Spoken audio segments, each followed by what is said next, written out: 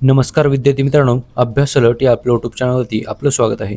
तर विद्यार्थी मित्रांनो, आज आपण पाहणार आहोत 12 ऑगस्ट 2026च्या अत्यंत महत्त्वाच्या चालू घडामोडी. तर व्हिडिओ पहिल्यापासून शेवटपर्यंत पाहण्याचा प्रयत्न करा. अतिशय महत्त्वाचे आणि निवडक प्रश्न असणार आहेत बघा, जे की तुम्हाला कोणत्याही स्पर्धा परीक्षेमध्ये डायरेक्ट विचारले जाऊ शकतात. तर बघा, आजचा प्रश्न क्रमांक 1 आहे, स्पेस वॉक पूर्ण करणारे पहिले भारतीय वंशाचे नासाचे अंतराळवीर कोण ठरले आहेत? तर बघा, त्यांचं नाव आहे बघा doctor Anil Menon. Option number C याचं उत्तर आहे बघा. तर महत्त्वाचा प्रश्न आहे विद्यार्थी मित्रांनो, चला बघूयात आपण. तर बघा, भारतीय वंशाचे नासा या अंतराळ संस्थेमध्ये कार्यरत असणारे अंतराळवीर अनिल मेनन हे आंतरराष्ट्रीय अंतराळ स्थानकाबाहेर स्पेस वॉक पूर्ण करणारे पहिले भारतीय वंशाचे अंतराळवीर ठरलेले आहेत. तर बघा, पहिलेच असल्यामुळे प्रश्न महत्त्वाचा आहे, हा पॉईंट महत्त्वाचा आहे बघा. तर त्यांनी नासाच्या अंतराळवीर जेसिका मीर यांच्यासह हा ऐतिहासिक स्पेस वॉक जो आहे तो पूर्ण केलेला आहे. चला पुढचा प्रश्न आहे बघा, प्रश्न क्रमांक 2 बघूयात आपण. भारतीय हवाई दलाच्या उपप्रमुख म्हणून कोणाची नियुक्ती करण्यात आली आहे? तर बघा, त्यांचं नाव आहे Tejpal Singh. Option number A याचं उत्तर असणार आहे बघा. तर भारतीय हवाई दलाचे नवीन उपप्रमुख बनलेले आहेत तेजपाल सिंग. चला पुढचा प्रश्न आहे बघा, प्रश्न क्रमांक 3 बघूयात आपण.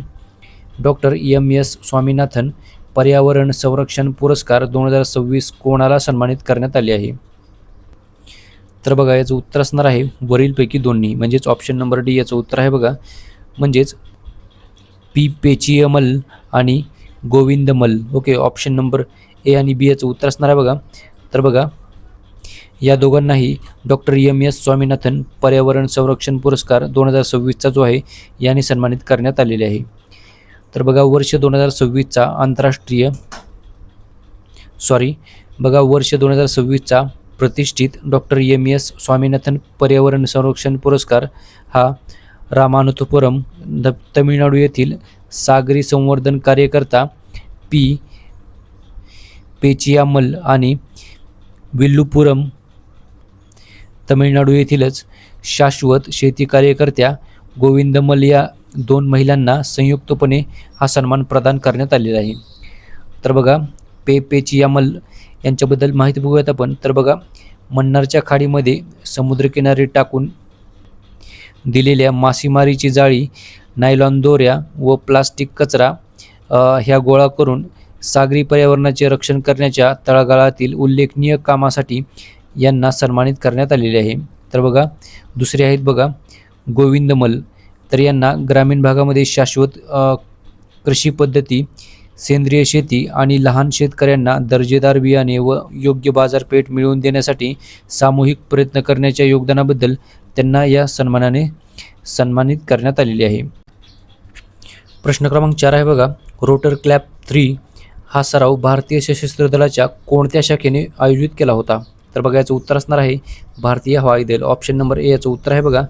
तर इंडियन एअरफोर्सने रोटर क्लॅप 3 हा सराव जो आहे तो भारतीय हवाई दलाने आयोजित केला होता.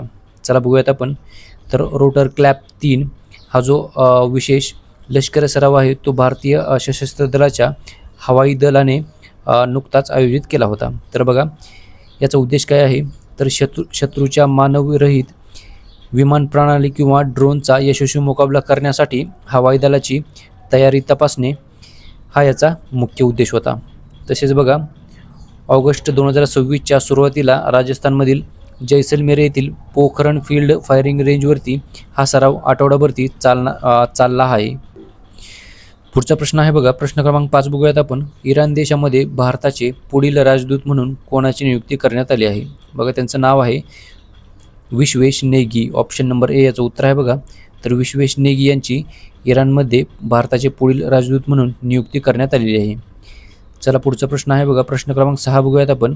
राष्ट्रपती द्रौपदी मुर्मू यांना कोणत्या विद्यापीठाने डॉक्टर ऑनरिस कॉसा ही मानद डॉक्टरेट पदवी प्रदान केलेली आहे?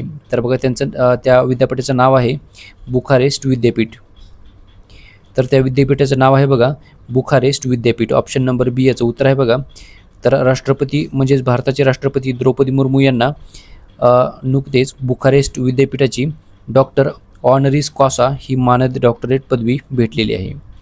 तर बघा, भारताच्या राष्ट्रपती द्रौपदी मुर्मू यांनी जुलै 2026मधील त्यांच्या अधिकृत परदेशी दौऱ्यादरम्यान रोमानिया देशामधील नामांकित Bucharest university of economic studies यांनी डॉक्टर ऑनरिस कॉसा ही जी मानद डॉक्टरेट पदवी आहे ती प्रदान केलेली आहे. चला पुढचा प्रश्न आहे प्रश्न क्रमांक 7 बघूयात आपण. कोणत्या देशाच्या माजी राष्ट्राध्यक्ष युनसुक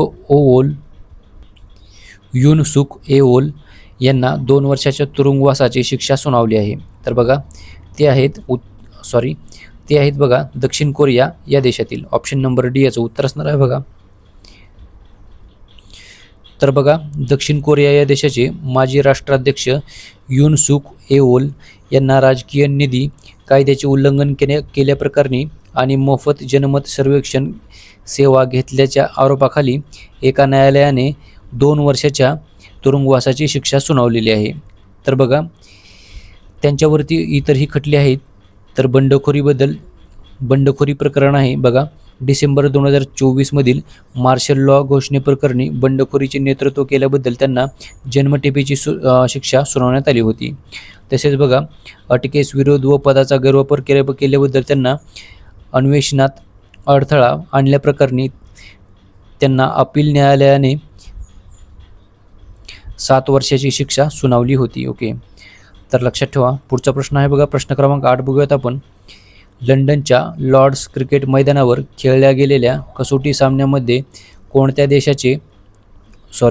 देशाने ऐतिहासिक विजय मिळवला आहे? तर बघा याचं उत्तर आहे बघा भारत. तर आपल्या भारताने हा ऐतिहासिक विजय मिळवलेला आहे. तर बघा अलीकडच्या काळामध्येच भारतीय महिला क्रिकेट संघाने इंग्लंड विरुद्धच्या कसोटी सामन्यामध्ये या मैदानावरती ऐतिहासिक विजय मिळवलेला आहे. तर बघा उपविजेता ठरलेला आहे इंग्लंड हा देश आणि विजेता आहे भारत. चला पुढचा प्रश्न बघूयात आपण. प्रश्न क्रमांक 9 आहे बघा. आशियाई टेनिस महासंघाचे ब्रँड ॲम्बॅसेडर म्हणून कोणाची नियुक्ती करण्यात आली आहे? त्यांचं नाव आहे बघा लियांडर पेस. ऑप्शन नंबर ए याचं उत्तर असणार आहे बघा. तर आशिया टेनिस महासंघाचे ब्रँड ॲम्बॅसेडर बनलेले आहेत बघा लियांडर पेस. पुढचा प्रश्न आहे बघा प्रश्न क्रमांक 10 बघूयात आपण. कोणत्या राज्यामधील उंझा जिरे आणि उंझा बडीशेप यांना GI टॅग म्हणजेच भौगोलिक मानांकन भेटलेले आहे? तर बघा याचं उत्तर आहे बघा गुजरात.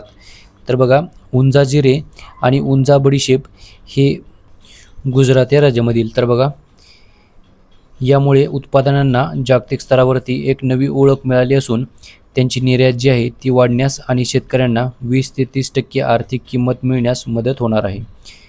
तर बघा